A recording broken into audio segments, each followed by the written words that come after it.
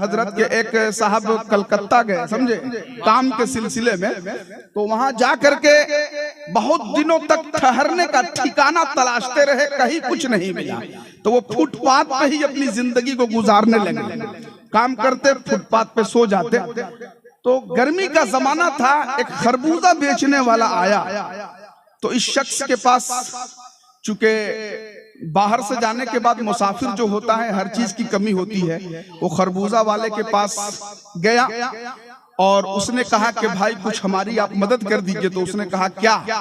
कहा कि मैं कलकत्ता में बहुत दिनों से आया हूं, मुझे ठहरने का कोई कमरा नहीं मिल रहा है, किराए का मकान नहीं मिल रहा है, कहीं ठिकाना दिलवा दो, किराए का मकान दिलवा दो, ताकि मैं सुकून से रहूं, काम कर सकूं और फिर घर जाऊं तो अपने बाल बच्चों के लिए एक मुस्तकबिल तैयार करने का इरादा लेकर के जाऊं।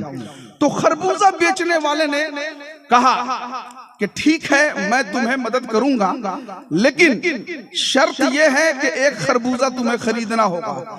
तो उसने एक खरबूजा खरीदा, कहा कि ठीक है, कल तुम मुलाकात करना, इस खरबूजा के अंदर जो कैफियत होगी उससे तुम्हें बहुत बड़ा सबक मिलेगा।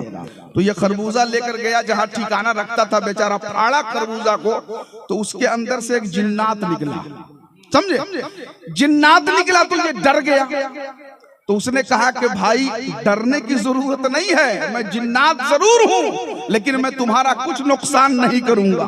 तो उसने कहा कि आप मेरी मदद करेंगे? कहा कि हाँ। कहा कि कमरा दिलवा दीजिए। तो उसने कहा कि कमबख्त, अगर कलकत्ता में इतनी आसानी से कमरा उपलब्ध हो जाता तो हम खरबूजा में रहते, समझ रहे हैं? तो यहाँ तो वैसी कोई बात नहीं।